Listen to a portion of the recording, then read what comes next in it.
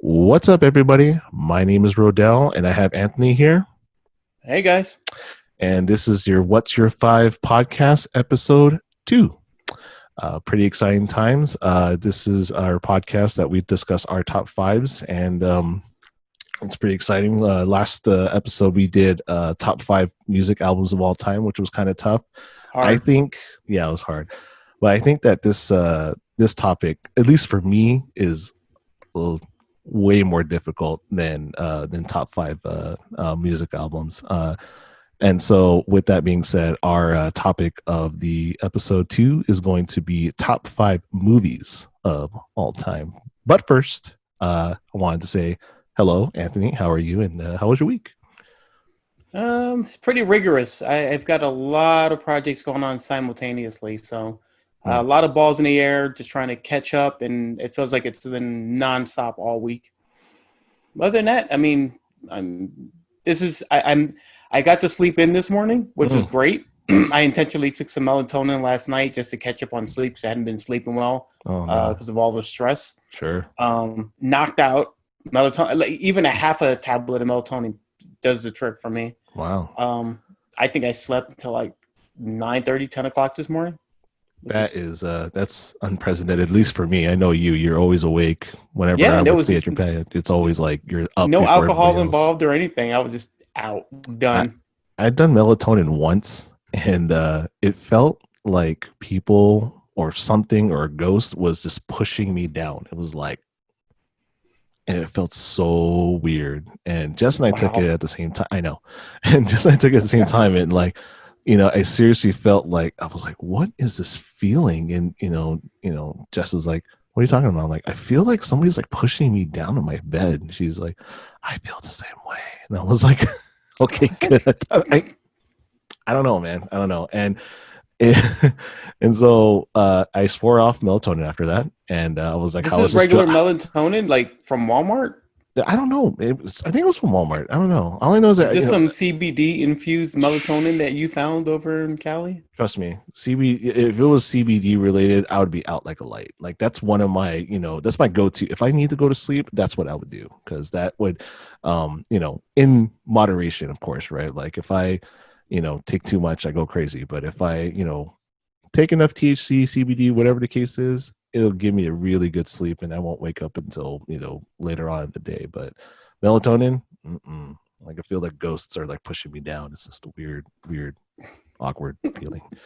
I've only heard horror stories with ambient. I've never heard horror stories with like melatonin. Oh man, the stuff you're describing sounds like ambient type effects. You got night terrors from it? No night terrors, man. Oh, I didn't realize that night terrors were a thing until. I'm thinking of what is it? Sleep paralysis. Sleep paralysis. Yeah, have you never heard of this? Where people say like it feels like you can't get up from the bed. Your body, like you can't move your body. Some people report seeing a shadowy figure as if it's holding them down. Yeah, I mean. It's in some kind of urban legend that some people told. They're like, "This has never happened to you." I'm like, no, and I'm sure it's some kind of weird dream state that you just happen to be in, and it's no more than that. But people swear by it. So you sure there was no, I don't know, like Kruger-like people involved? Yeah, and a lot of people say the same thing. It's just like it was a shadow figure, and I couldn't move, and it was getting close to me, and there was nothing I could do. And I'm like, look, I never have I had some odd chupacabra type figure hold me down in bed against my will and do anything. Voodoo. So I don't know. I don't know, man. I will. So with that being said, I'm going to kind of preface that and segue into the movies. I hate scary movies. So on my top 5, just so you know, there is 0 scary movies in that, like at all. Like I think what was it? It was It, the movie It, that just killed me. Like I assume the original. Yeah, the original, not the new one, obviously, but the clown thing and coming out of the shower and like coming out of the drain freaked me out. Just all that, like, nope, no clowns, no scary movies. I'm done. Jump scares really scared the heck out of me, and I'm just like, nope, I'm a little baby when it comes to that. So beep beep, Richie. We all float. No, we don't float. We walk out of the movie. That's what we do. How old were you when you saw that? Oh, geez, probably about maybe 9 ish. And you know, I think it was like a TNT deal. You know, it wasn't even like the uncut version or the regular version. It was just like it just showed it. It was like, oh my god, this is so scary, and like just terrorized for a long See, my time. mother, she loved horror movies, and she'd make me. Well, I'm not gonna say she made me, but I would always watch them with her when they were on television, like the Amityville Horror, anything Stephen King, Pet Cemetery, It. Oh yeah. Tales from the Dark Side. She used to watch a lot. Oh yeah. Tales from the Crypt. No, that was HBO. We barely had television. We surely did not have cable. Okay. This was definitely before times where entertainment. We had literally like three channels, I believe, at the time. Well, you know, at the time, that's, you know, you struggle with what you have, and you make do with what you have, man. I know. I had to read books, which was just weird. No way. That's just silly. That's what they do in the olden days. What are you talking about? Everything's read to you. Anyway, so be that as it may, let's go ahead and just jump into this, man. I'm pretty excited. Last episode, you know, I started with my top 5, so I think this time around. Yeah, I suspected this would be the call. You know, I was like, it's going to be on me first. It's going to be on you this time around, man. So let's go ahead and do it, man. So top 5 movies of all time, and we're starting with Anthony here. So Anthony, what is your number 5? Yeah, let me remind everyone that these are in no particular order. It's top 5. It's the 5, 4, 3, 2, 1 doesn't put one over another. It is just the 5. Okay. So they can go in any order. Good deal. Did you want to take a shot at my 5? All right. So I've known you now for some years now. I know you're a huge movie buff. I will tell you, there's no horror on my list as well. Oh, thank God.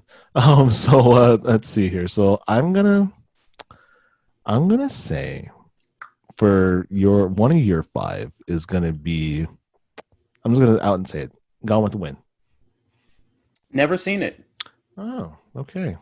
Makes 2 of us. It's on my list of classics that I would have to see. Okay. I heard both good and bad things about it. I can't say I've ever heard anything. But you're close. My number 5 is Bloodsport. Get out of here. So you were really, really close. All right. Pretty sure they're pretty much about the same thing. Yes, they are. You know, all I know is that you definitely picked the Academy Award winner, which was definitely passed up. I'll tell you that right now. Whoever the Academy was, Van Damme was robbed. Van Damme was robbed. Can you give me a little bit of explanation? Because I will tell you that Bloodsport did not make my top 5, but it was very, very close. I will tell you that.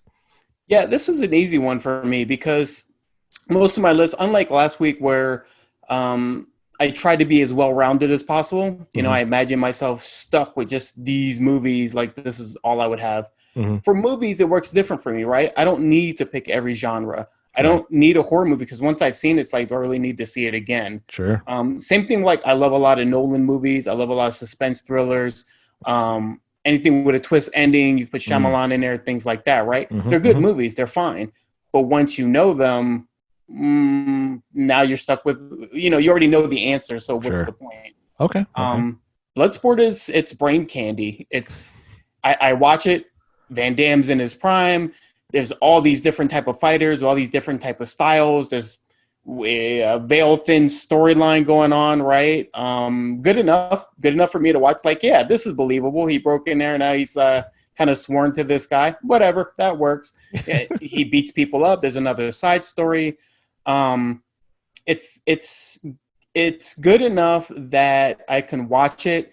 And anytime I'm bored, I'm just like, oh, wow, look at the way he punches that guy in the face. Oh, yeah, I forgot about these 2 dumb FBI guys and the best friend who gets his head caved in and all this type of stuff. So these little nuances in the movie, like, oh, he's going to break that brick. But really, I mean, you know, it's a movie of montages. It's like watching Rocky train for a fight. It's Rambo suiting up to kill people in the woods, and it's even less complicated than that. Oh And I yeah. wanted something easy to watch, less complicated. This is something, if I'm stuck on the plane, I could throw this on and not even have to think about it. It's just like, feed my eyes. This is good. This will work. So yeah, that definitely made the cut for me. Big action person, big into martial arts, so Yeah. it was an easy pick for me. I don't know, man. I mean, you know, definitely brain candy. One thing for me is, you know, as watching as a child versus watching as an adult, oh man, the lines are endless of quotes, like endless. Like I can quote the entire movie, and it's still just hilarity. I mean, just you know, between the dialogue and the fight scenes were great. I mean, even now, I mean, you know, does it hold up? Probably, but I mean, I think you know, I can't say, you know, I can't have a person like a millennial, I guess, whatever, watch it and be like, and take it as deeply as like myself or maybe as you. But I mean, I love that movie. I loved it so much. And growing up, I just, you know, Van Damme was awesome, and I just was this, you know, I wouldn't say action hero or Is like, you know, awesome. is awesome. You're right. You're right. Did you ever watch JCBD, the Prime the Prime series? No.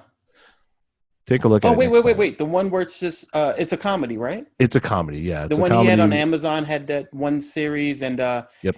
he's an actor. He's himself, but he's also a Right. secret agent. Yeah. Yeah, I did see that. I actually Okay. thought it was pretty good. It was pretty good. Yeah. She said, "Why is your shower water so sticky?" It's coconut Look at water. that. You don't understand. You never understand.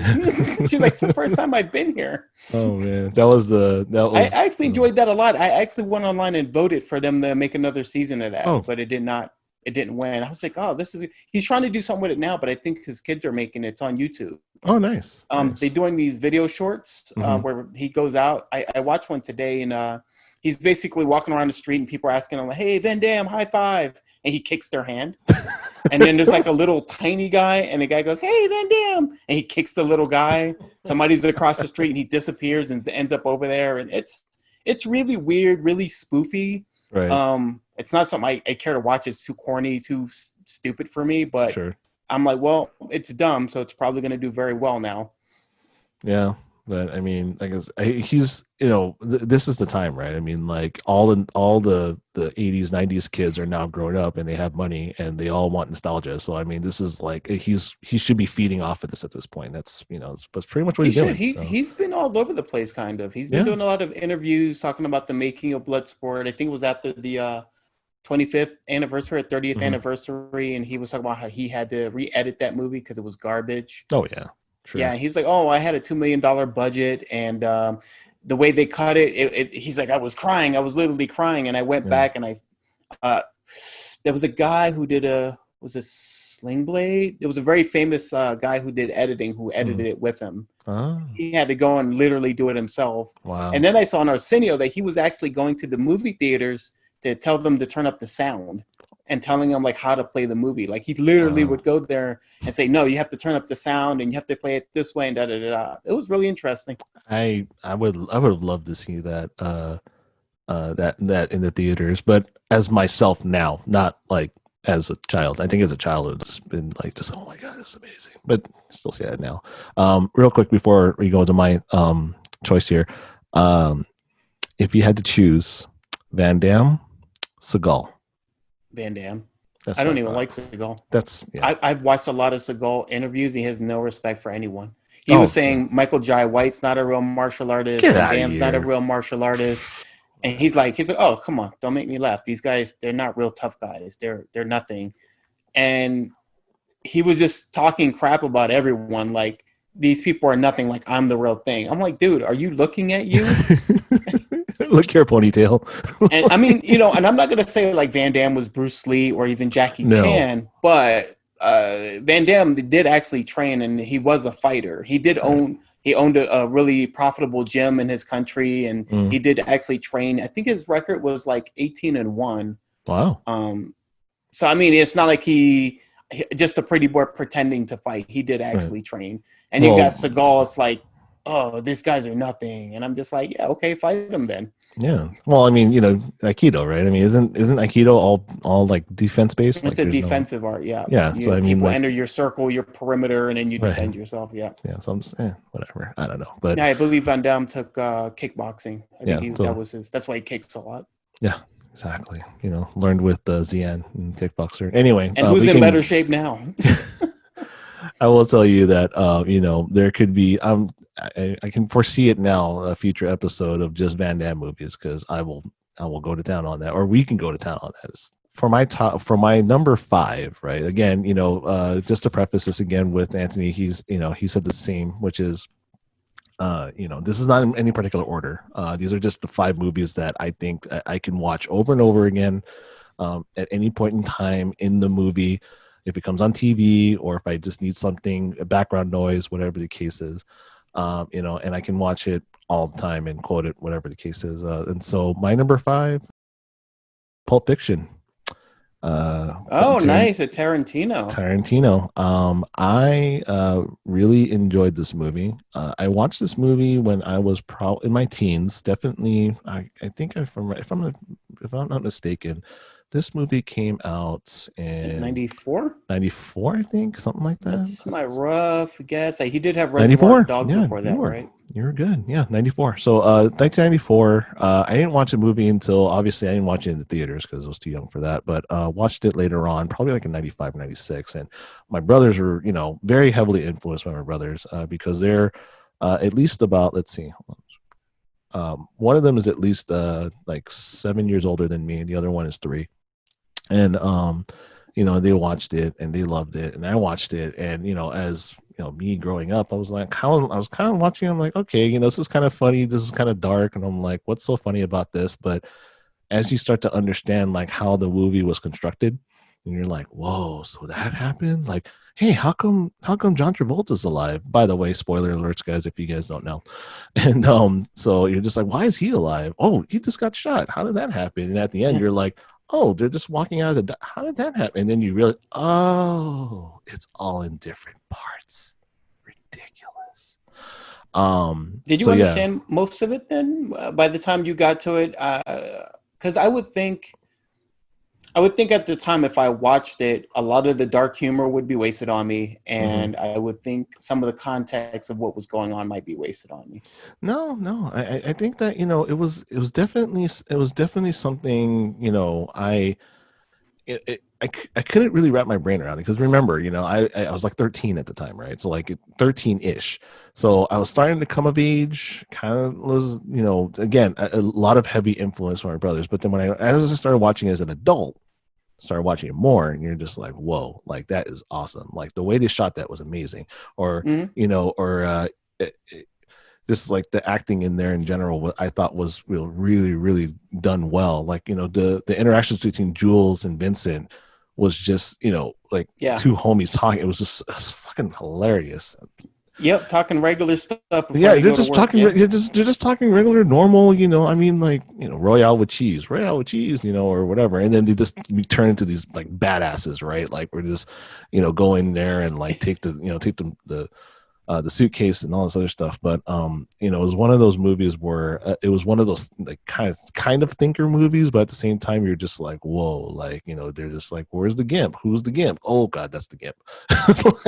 So it was like it's kind of weird, but a lot of violence, but a lot of there's a lot of clarity in there, and you see what Quentin Tarantino's trying to do, and you just are like, wow. And then you just want to watch his other movies, and want to watch like Reservoir Dogs, and you want to watch, like Jackie Brown. Wasn't that great of a movie, but yeah, just a lot of different movies in general. But that was my number 5. I loved it. I think it was a really well-made movie, and still withstood the test of time, and I can watch it like anytime and quote it anytime. So. I have to agree with that. And I think a lot of the fun of watching that movie is that it's so segmented. Yeah. That you do. And I do believe there was a cut where somebody deconstructed it and put it in chronological order. I think that is something that someone did. I've never watched it. I just heard of it. Sure. But yeah, when you get to the end of the movie and things are happening that actually happened earlier in the storyline, and your brain is like, oh, that's where that came from. Right. And now this makes sense and why he's there. And so I chalk it up to like rewatchability for that reason. Because I could actually watch that, and then the chemistry with everyone was just great. Uma was great in there. Yeah. Samuel L. Jackson and all of them were just, I don't know, it was like seamless. Just watching them together. I really believe like, oh yeah, these look like guys that would hang out with each other. Totally. Even what was it, Bonnie and Bunny? Who are the two people robbing the diner? It was Honey Bunny. It was oh gosh, what's his name? Roth. It wasn't Eli Roth, was it? No, not Eli Roth. The other Roth, Tim Roth. Tim Roth, thank you. And what's her face? I don't know who played Honey Bunny. Was that Patricia Arquette? Honey Bunny was say it again? Was it Patricia Arquette?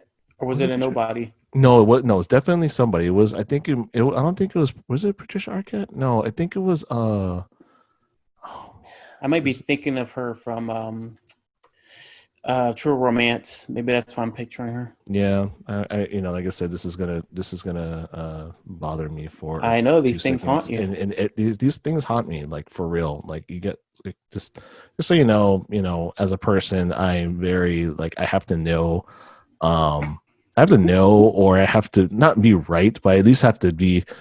I just have to understand, like, okay, this is what it was, or I have to finish it, right? Because it's lingering there, and then you just like I have to scratch it now because now it's there, and I'm gonna wonder. And this goes back to I think it was part of episode 1 where I think we were discussing something about Enya and and you're like, Enigma, and I'm until this day, and since then I'm still thinking about what song that he was talking, what I was talking about. You will never know. I will never figure it out. Amanda Plummer. And I swear it was somebody else other than Amanda Plummer, because she was also in So I Married an Axe Murderer. She was the sister, but I saw it. I just remember Mike Myers or something like that was in it with her, but meh. Yeah. Okay. Anyway, so that's my number 5. So good choice, by the way. It was definitely a selection I danced around with. I am a big Tarantino fan. I've liked them before I committed to it. Yeah, I've liked everything that he's done. Jackie Brown's probably on the lowest tier. Sure. Hateful Eight. I watched that one. I was like, that one's going towards the bottom bracket. And then I watched it again as a series. They have it on Netflix, cut up as a series. And they have parts in it they didn't have in the movie. And I had a little bit more appreciation when I watched it again. So, that was really good. It's kind of hard to take in all at once because it's kind of a long movie. Sure. And then Once Upon a Time in Hollywood, it was okay. I watched like half of it and I couldn't get through all of it. I don't know. It was just a little much. I did enjoy the Bruce Lee, Brad Pitt scene. I thought that was pretty funny. Yeah, that was great. Yeah, that was a lot of great moments in there, but there was a lot of stuff that just kind of drug out and lingered. Like her going to see her own movie. And I'm just like, why is all this in there? And he's writing this lull into this big finale buildup. And I get it, but then it's like, all right, I still have to trudge through the rest of the movie to get to that part. So right. Just like but overall, he's pretty good. I really like his writing. I really like True Romance, which he doesn't get any credit for, but it's a full Tarantino movie. But so while we're on that, my next choice, lay it on me, partner. Django Unchained. Oh, Tarantino flick. All right, okay. Talking it up so much. All right, good deal. Good deal. So I knew Tarantino would make my list. Is only a question of for what, and I really am a big fan of Kill Bill. For obvious reasons. I mean, like it's just a lot of good martial arts in there. He has a lot of old school kung fu things going on in there. Got a lot of good sword fighting. Uma's in there. She's fine. She's great. It's another one that he did that was so long that they had to break it into 2 pieces. Which makes it really hard because you always want to count it as 2 movies because then it's like, well, if you had to choose between one, you take the first half or the second half. Right. So Django is a movie that I tend to watch every time I'm on a plane ride. Really? Like I have it on my phone. Okay. So anytime I have to take a plane trip somewhere, I watch Django. It's a good long length. It does not bore me at any point of the movie because the characters in there, you have your Jules and who's the other guy's name in Pulp Fiction? Vincent. Vincent. But you have that with Jamie Foxx and with Christoph Waltz. Right. It's basically that same dynamic going on. I mean, Sure. they're not equals or anything like that, but Mm-hmm. they play off of each other really well. Mm-hmm. They're entertaining to watch even when nothing's really going on. Just the dynamic of the conversation where Christoph Waltz is just kind of like, like he doesn't understand like how slavery works, and Right. he's just like, yeah, I don't really go for this whole weird slavery thing you guys have going, but whatever, I'm gonna do a job, and I guess Right. you're free or you won't be free. I don't I know. don't know. And he's so casual about it. Like, I guess that's how things work. Right. Um, it's I couldn't even tell you how many times I've seen it. I've Hmm. seen it so many times and I do not get bored with it. Um, there are some. He found a way to really make it entertaining, even though the violence is in there, and there's still a message in there. I Mm-hmm. could watch if I watch Kill Bill, I could say, okay, it's a revenge story, but there's no real Right. undertone of message. You can Right. watch Django and go, wow, look how oblivious Leonardo DiCaprio is in this, where he Mm-hmm. thinks what he's doing is perfectly fine. He does not Right. see the problem with it. Like, oh, Right. it's, I'm making these two men fight to the death because, Yep. why not? Yeah. It's my money. That's my currency. They're That's like two dogs. It's less than that. yeah. Um, and then seeing it from the Jamie Foxx side of like, how he's profoundly affected. His wife is taken away from him. They're just being beaten and tortured all the time. And, Mm-hmm. him Mm-hmm. gets his nuts snipped off. And that was, I forgot about Walter Goggins being in there. He Yeah. was great. Yeah. I could go on and on about Oh this one. yeah. So Yeah. this was an easy choice for me. Wow. I gotta say, I've only watched Django maybe a couple times. Obviously, great choice. A little bloody, like, to say the Mm-hmm. least. I did find out recently, actually, just a couple weeks ago. I did find out that Leonardo DiCaprio actually cut his hand in filming that Yeah. scene. I did Mm-hmm. not know that. I didn't realize Yeah, that it that was was like his completely improvised. Yeah. completely improvised, and everybody, according to what I saw on some, looper video or whatever, they're just like, oh yeah, after that happened, everybody was applauding him, and then they realized, like, yeah, he really was he really was bleeding. He did not break scene. Yeah, he did not break scene. I mean, that boy good, man. People don't give him enough credit, man. that that No, that, love that boy good. DiCaprio. He will definitely be on my 5 when we get to actors. Yes. I'll give you that one right now. He's Yeah, gonna be that's a there. gimme. Yeah, that's a gimme. Yeah, for sure. Yeah, he's amazing. And so it was this. I think that he definitely, it wasn't just him, but I mean the star power in Django was really, well, there was a lot, right? There was a lot of people in there, good, good actors all the way through. With that being said, I'm gonna go with my choice now, with my number 4 choice or pick, and this was my no brainer. This is my gimme, and this was Ocean's 11. Um, Ooh. loved Ocean's 11. Watched it in the theater, and I will watch it over and over again. It's one of those movies where, yes, you know what's going to happen at the end. You know that they're going to get away with it. It's the build up and the how, the way that it was shot, where there's different types of scenery, and like when Matt Damon was pickpocketing the guy, and then Clooney was pickpocketing him. It's like there's that type of scenery, and then they have other things that they just everything was just shot beautifully, and the acting was great too, where there's so many good actors in there, but no one like stole the show. Like, it wasn't like, oh my god, like Clooney just killed it, or like oh, Brad Pitt just killed it, or Don Cheadle just killed. No, it was like a collaborative effort, I thought. And I loved everything about it, and it was just it's a fun movie, again, very quotable, and just I think it was just such a fun a fun movie to watch, where you can just see, like, you just don't want Andy Garcia to win, because he's just a jerk, like a huge like douchebag. I like it because you like it. Like, come on, man, really? So I loved everything about it, and again, that was like one of my tops. And I was talking about this with my wife, and he's just like, yeah, that's on there, right? I'm like, yeah, definitely on there, because she's watched it.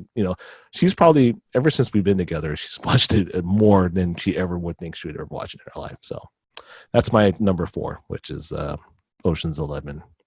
Wow, I've probably seen Ocean 11, I would say a max of 3 times. Really? Hmm. So the 2 questions I have then, did you see the original?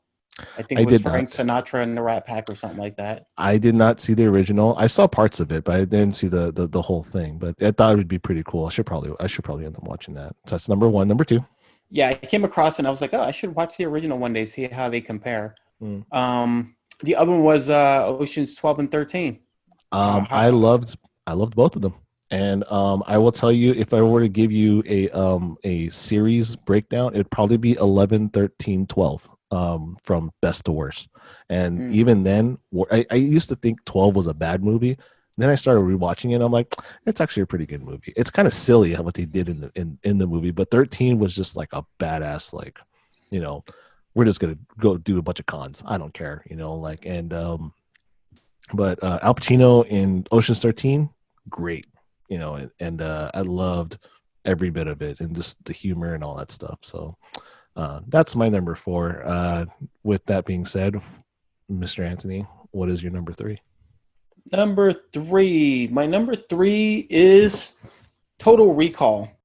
So Total Recall, 1990. All right, lay it on me, partner. What's the significance here? It's I'm finding a lot of these don't have much significance. I see myself. I'm already banding rewatchability with different genres, right? Sure. Bloodsport is my martial arts rewatchable. Mm-hmm. Django is my Western rewatchable, and also a slave movie if you want to throw that in there. Yeah. And then Total Recall is my sci-fi rewatchable. Okay. I love Total Recall. Total Recall is one of those movies like it's so many quotable moments, so many rememberable characters that were in there. Benny, hey, I got 5 kids to feed. Screw you, Benny. Yeah, screw you. The tech, it's always that, and it's a 90s movie. It did cross that bridge, but it's still in that 80s kind of era of stuff where it had not caught into 90s zeitgeist yet as far as look or style. Yeah. The set design, the decorations, everything they did, not too dissimilar from like RoboCop. Yep. Whereas like our version of the future, everything is geometric. Yep. Squares. Seeing it when you're cars. young, watching that chick change the color of her nails just by tapping on them, I'm just like, that's gonna exist one day, and it might still exist one day. This whole thing where you're taking a vacation in your mind, so many cool concepts in there. So violent. Arnold's so great. Yeah. The Johnny Cab. I mean, come on, we got self-driving cars, people. That's right. It was not around at the time. Look, this was like the easiest thing for me to do. My list was like super easy for me, just because I already know. Like, hey, look, I'm stuck on a raft. I got 5 movies to watch before I'm dead. I dehydrate, get eaten by a shark. These are the movies I'm gonna watch. To be fair, that wasn't my favorite Schwarzenegger movie. My favorite Schwarzenegger movie was Running Man, which is fairly, in the same concept. But you'll get no pushback from me on that. Okay, Running Man was good. Running Man was good. Arnold has a lot of good rewatch. I love True Lies. True Lies was Commando. Sure. I can watch that a couple of times. What was it? The Pinto that like flipped over and then all of a sudden when it lands, like it's like there's no damage. He's like hauling trees around like nothing. Yeah. And just he was kind of a Superman in that movie, so good. Yeah. So there's that, and then my other favorite from him was Predator. I mean, even though it was a little scary, I know, but I mean, Predator overall was just pretty dope. I mean, like just the fact that there's this crazy alien being, and then Arnold Schwarzenegger, damn grenade launcher just going to town, right? So, Which brings us back to Van Damme, who was the original Predator. What? You didn't know that? No, I didn't. Van Damme was the original person who was supposed to play the Predator. Like the alien, like the dreads. You're like your one ugly mother effer. Alien. The alien didn't look like that. It was a different design, and he actually had to be on stilts. And he would be jumping through the woods and everything. And I'm trying to the alien's head was more like an insect. Right. It was more like a cockroach head or something like that. So the whole design of it looked a lot different. And then Van Damme said like, well, if I'm running and jumping around in this thing, he had some kind of issue, like you couldn't breathe in it. It was a really dangerous costume. And he's like, you guys need to modify this costume. They didn't want to deal with it. They redesigned the whole costume anyway. Got a dude that was like 7 foot tall who ended up being the Predator, and Van Damme was out of it. Well, One I of the mean, directors said he kept like wanting to kick with it or something. of course, because I mean, it's signature, right? I mean, it's either that or it splits, right? It's one of those things. Like I said, in the near future, Van Damme will be one of our topics. Anyway, so cool deal. So that was your number three. Yep. For my number three, I'm gonna go with a good old comedy here. One of my favorites of all time. Coming to America. Ooh, nice. Very Yeah, nice. Coming to America. One of my favorite Christmas-esque movies of all time. One of the best performances by Eddie Murphy, Arsenio Hall, and a great other bunch of cast.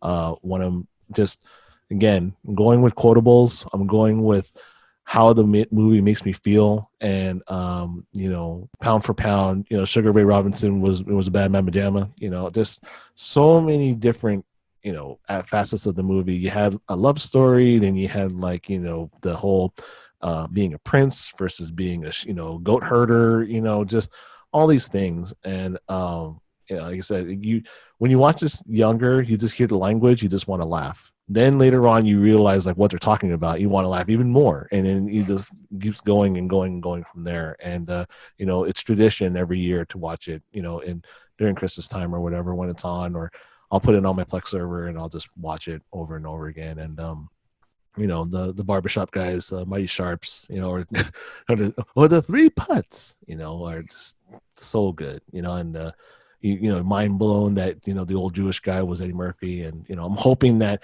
it's not gonna part two when they come out with it. Part two I'm isn't glad you gonna knew about it. capture. I was gonna bring it up. Go Yeah, ahead. it's not going to capture the same thing. And you know what? It's sad because I'm just going to compare it to the first one. You're just like, no, it's not as funny, or no, it's not this, no, it's not that. And I'm hoping that a new generation of folks will actually find it funny and be like, oh yeah, it's a great movie. But I mean, I know me, I'm just going to compare it and be like, You're gonna be nope. disappointed no matter I'm going to what, be huh? totally disappointed. The first 5 minutes, I'm going to be like, nope, nope, nope, nope, nope. I think it's a So mistake. I was gonna say I exactly. don't know why they're even making it, but I mean, money still exists. So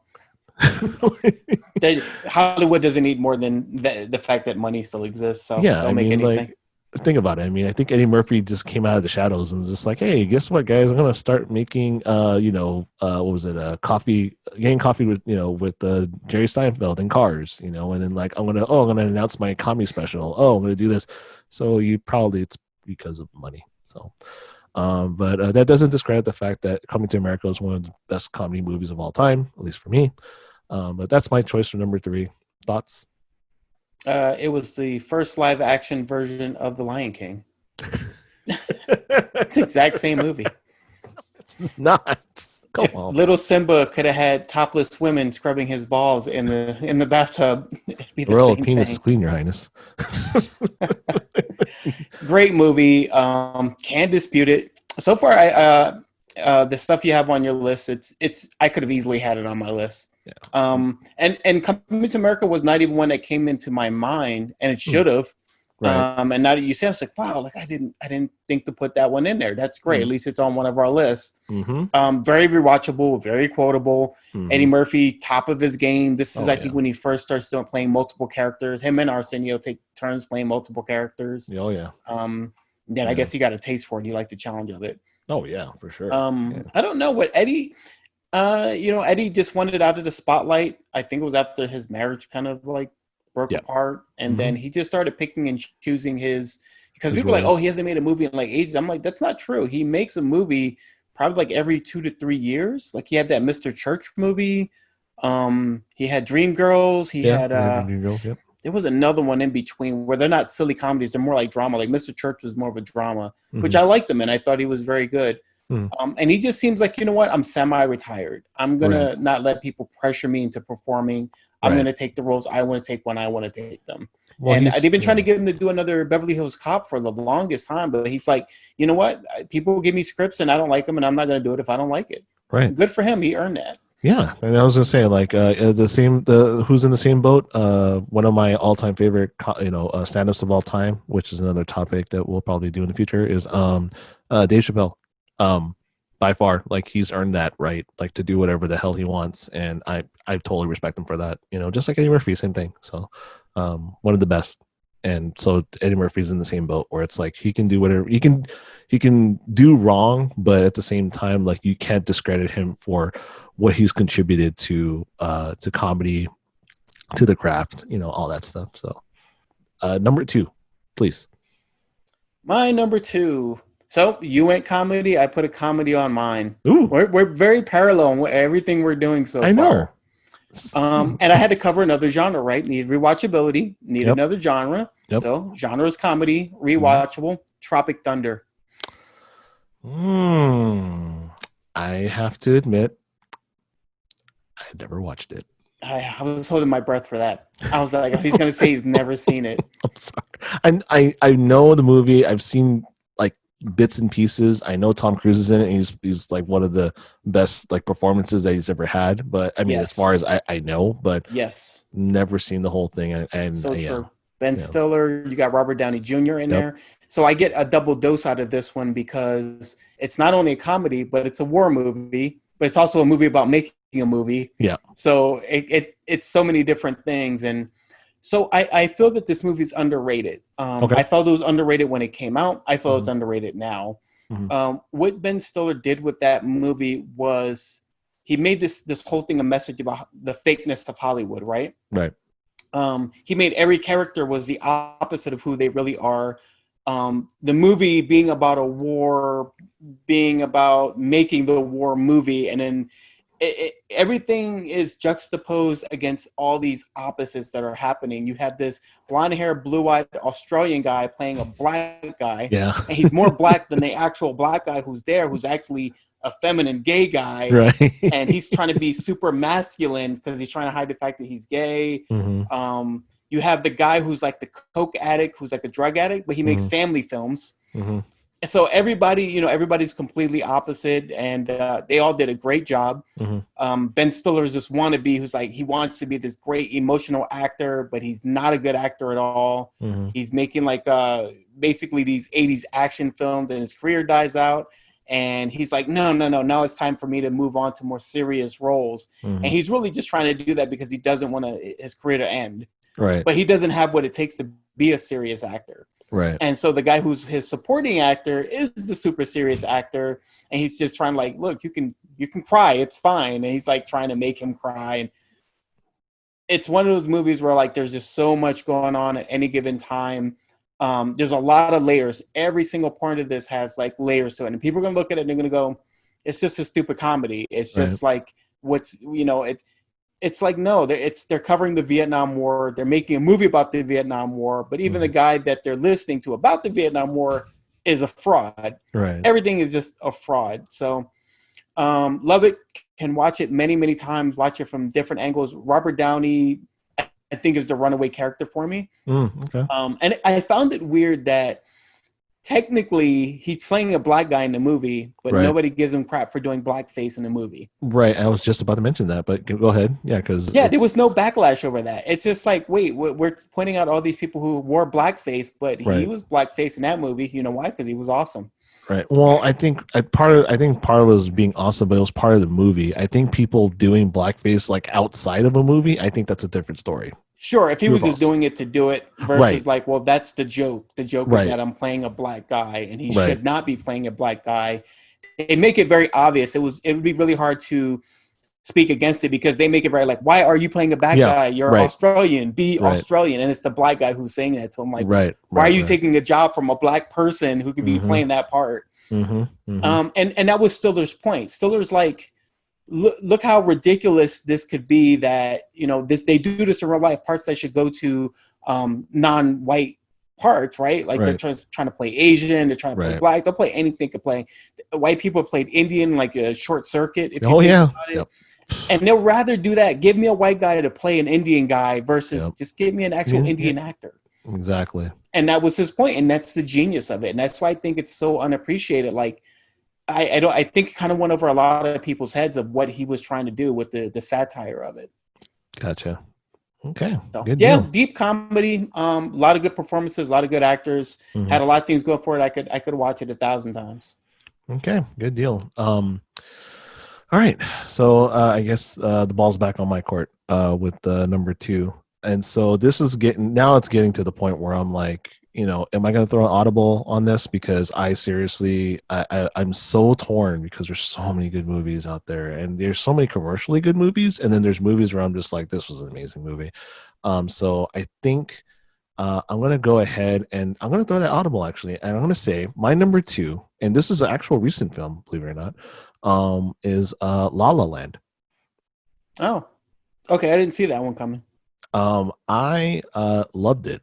I at first, so to in the beginning of this, when I watched like certain like musical movies, I wasn't really a big fan of them. I mean, there's like, for example, I remember my wife and I were watching Frozen. We were trying to watch it because it was like all the hype, right? So I downloaded it, whatever, and I watched it, and I literally couldn't watch it after 30 minutes. It was just like too much singing after that. And I was just like, nope, can't do it. Like, I was, at the time I was like, I'm so fortunate that we didn't have kids at the time, because if we had to listen to this over and over again, I would freak. But I remember watching La La Land on a whim. Like, I downloaded it. It was part of like, it was during the whole Oscar noms and whatever, and I'm just like, you know what, I'm just gonna watch it just to see, because everybody's saying it's like this big deal or whatever, and I'm like, see what happens. I fell in love with it, man. The soundtrack is bonkers, amazing, crazy good. Between that and Ryan Gosling and Emma Watson have a really great dynamic between each other. Emma Stone, sorry, you're right. Emma Stone, not Emma Watson. Emma Stone, and Emma Stone is I think she's a really great actress, I think, and with her, being the whole like struggling actress thing, and then Ryan being the struggling artist that doesn't want to conform, but later on does conform, but really he just wanted to open his own jazz club and all this other stuff. But I mean, just everything about it, between, again, I go for dialogue, music, all that stuff. It checked every single mark. Obviously it's not really based on a comedy or anything, but I mean, it was just, written well, acted well, and you didn't see what was coming at the end. And I was just like, oh, okay. And, I those damn, just like, I still can watch it, top to bottom. I don't have to be in the mood. I still listen to the soundtrack in my car. I mean, that's just like when I drive, if I ever drive out. But, and so it's just it was a great movie, a recent movie, and I kind of wanted to have a recent movie in there, but really, I just wanted to throw this in there because I was like, it was either going to be one thing or this, and I was like, you know what, I gotta say it's this, because this will, I can always watch the other movies for sure, but I think this definitely gets some credit from my perspective. Yeah, no, that makes a lot of sense. I was pleasantly surprised by La La Land. I'm not a big musical person. Sure. I've seen them. I will give them a chance. I always give musicals a chance, unlike some other ones where it's just like I have no interest. I saw Evita. I saw West Side Story. I saw a lot of the classic ones. Don't think I saw Chicago, but I think that's one of the more recent ones I actually didn't see. I just didn't get around to it. But then I saw La La Land. I walked out of Chicago. I walked out of Chicago in the theater. That was the only movie I've ever walked out of, like, ever. And I hated it. It was part where I guess they were singing in the jail cell. And I mean, Maya was beautiful in the movie. I think it was Captain Zeta-Jones in the movie too. But I believe so. Yeah, I couldn't stand that movie. And I remember I was with my ex, and I was like, I can't watch this. I'm gonna walk out. And we ended up walking out. And this was the one and only time I ever walked out of a theater. And it wasn't because of an emergency. It was because I just really hated the movie. Sorry, continue. It was because of Catherine Zeta-Jones. No, I think Catherine Zeta-Jones is amazing. I thought she looked really good in Ocean's 12. And what was it? Entrapment. That was like the jam. Her and Sean Connery. I love watching her slink around in Entrapment. When she was trying to sneak over the whole. I don't even mind watching her in Terminal with Tom Hanks. I'll take any Zeta-Jones you want to give me. I don't know, man. She didn't age very well, like, later on. I haven't seen her. Do yourself a favor. Don't. Whatever I don't image think you I've have seen in your her head. since the Terminal. Whatever image you have in your head, keep it there. That's it. Yeah, I'll do that because she's still with Michael Douglas. Yeah, she's still with Michael Douglas. Okay, well, yeah. I mean, she can afford to let herself slip because it's not like he's getting any younger. Nope. But if he's like his dad, he'll live like forever. Ever.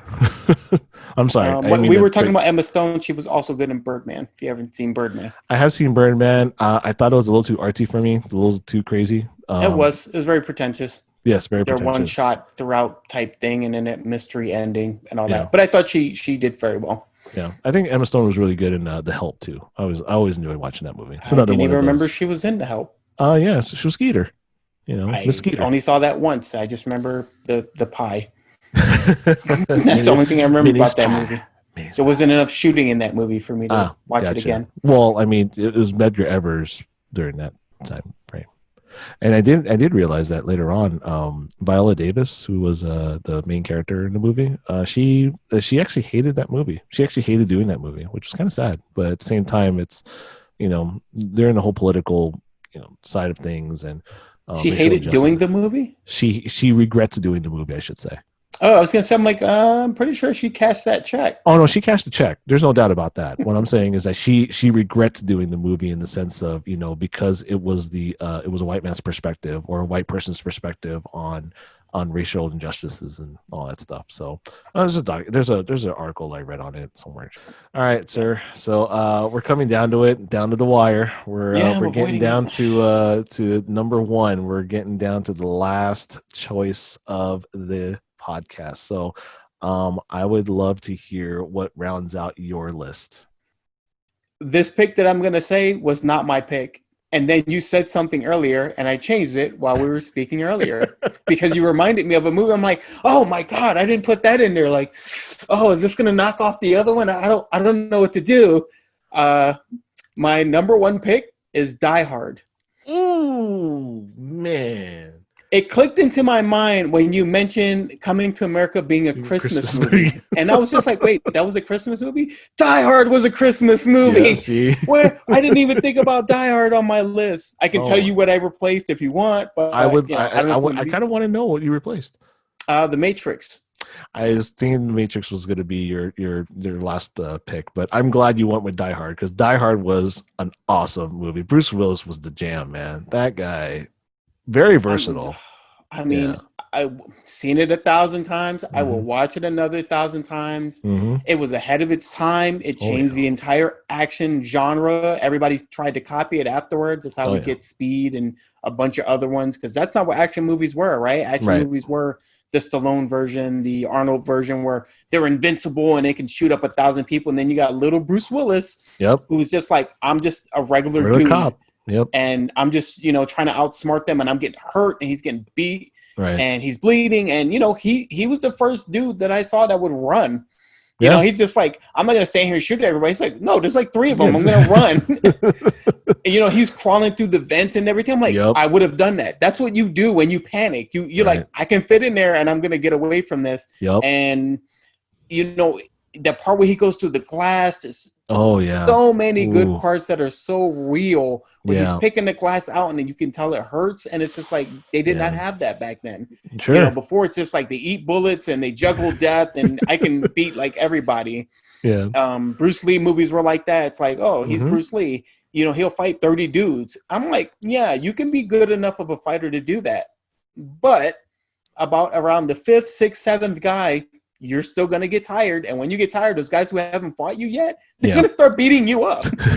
Well, remember, like they didn't want to get all confused when they rushed in, right? So they had to do one at a time. Instead of going to once, maybe 2 people. It's why I always favored Jackie Chan over Bruce Lee. It was just like, Jackie would get hit and Jackie would run. And I'm just like, I didn't like the invincible guys. Cause I'm like, that's not super real. Like you would get some kind of damage and I always want to know that the lead could get hurt. Like there was an air of danger, like he might not make it. When Bruce Willis was jumping off of the roof, he didn't even know if he was going to make it. Yeah, he was just like, that's going to go, man. He was talking to himself because that was his character thing. And he's just like, this is a bad idea. Like, I don't see how this is even going to work. And then he goes over the side and the thing starts falling off the roof and and he's like, it's dragging him down. I'm like, it wasn't smooth. Things were going wrong. It was a stupid idea that kind of worked, but almost kind of didn't. And by the end of the movie, he's just battered to hell. And it was just like, yes, he went through war, and it made sense that he would have had to get to that point. Mm-hmm. So, I mean, it deserves all the accolades. It did, it gave him a career, rightfully so. Loved him in Moonlighting as well. He was perfect casting. I know they considered like 8 other people for that part before they even got to him, but let's be real though. Who stole the show? Carl Winslow. To shoot in my car, the Swiss cheese. I need backup. I need it now. God damn it now. Oh man! So that also gave him his career, because that's how he became Carl Winslow. My last movie is going to be Indiana Jones and the Last Crusade. Wow. Okay. So, when you said I love these two, I'm just like, there's a duo involved. Lethal Weapon? And I'm just like, what is another one with the duo? And then you said Indiana. I'm like, who's the duo? You love who together? Indiana Jones? Yeah. Was it him and Sean Connery? Him and Sean Connery. That was the one with the dad, right? Yeah, the one with the dad. I seen each of the Indiana Jones like once. I didn't even watch the Crystal Skull one. Oh no, Crystal Skull doesn't exist. That's just like in the midst of Godfather 3 and Die Hard 5. It just doesn't exist. So 3 was Sean Connery, and he 3 kept was calling Sean him Connery. Jr., right? Yes, the one called him Junior. It had everything. Indiana was the dog's name. Yes, that's right. How are you gonna tell me that you didn't watch all these movies, man, or watch them multiple times? Like it's just I watched them once. I watched the first 3. I couldn't even remember this. I remember one had Short Round. Short Round was Temple of Doom, which was part 2. Yep. Second one? Okay. Second one. Mm-hmm. Yep. Then the first one he's running from the boulder? He's running from the boulder, and he is also closing his eyes because the Nazis were opening the Ark. Which, by the way, there is an argument that the Big Bang Theory also has said where Indiana Jones was not relevant in that entire movie. In fact, that if Indiana Jones wasn't in the movie, that would have still happened.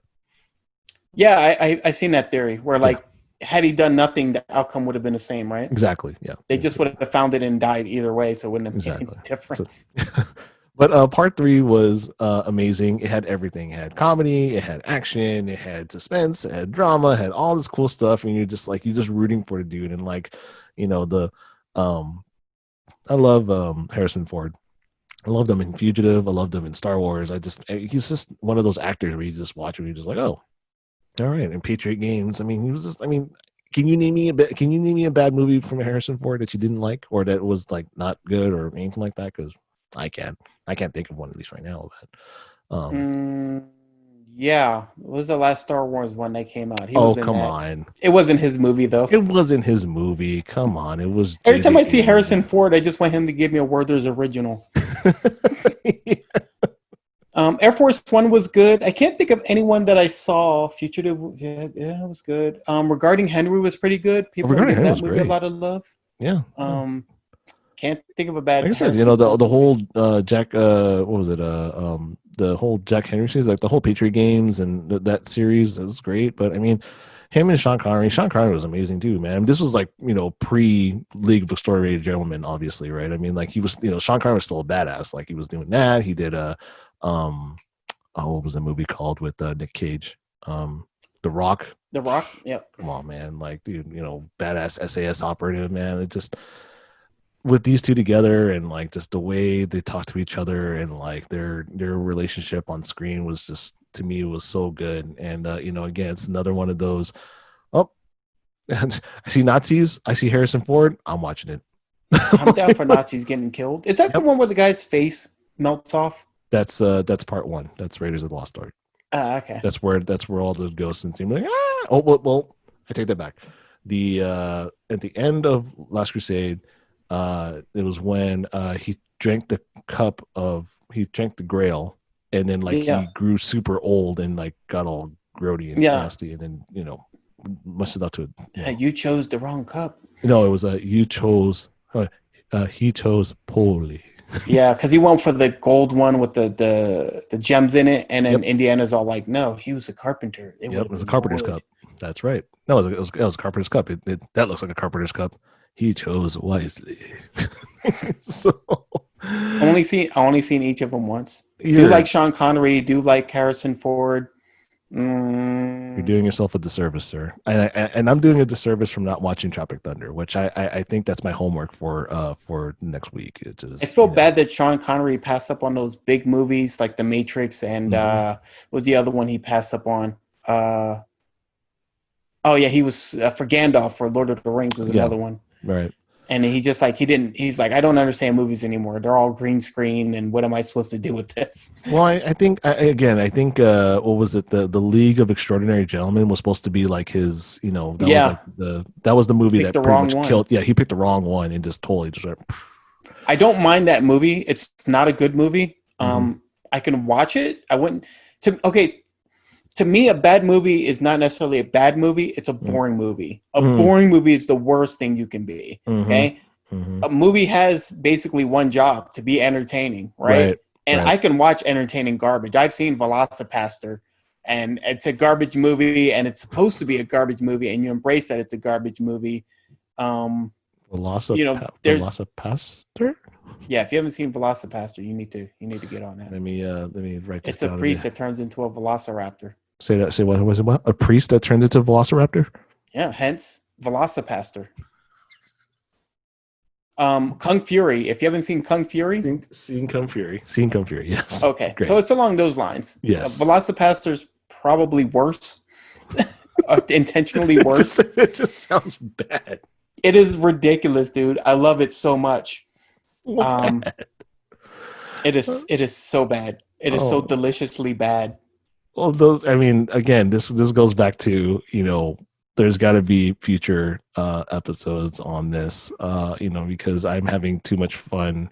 I'm hoping you are too, of just discussing these silly things. And Top 5 bad movies. top 5 bad movies or top 5 actors. And so with that, with us coming to a close, I want to truly thank Anthony for taking the time to doing this. And I hope that you're enjoying this as much as I do, because I look forward to this each and every week to record with you and to have these funny conversations.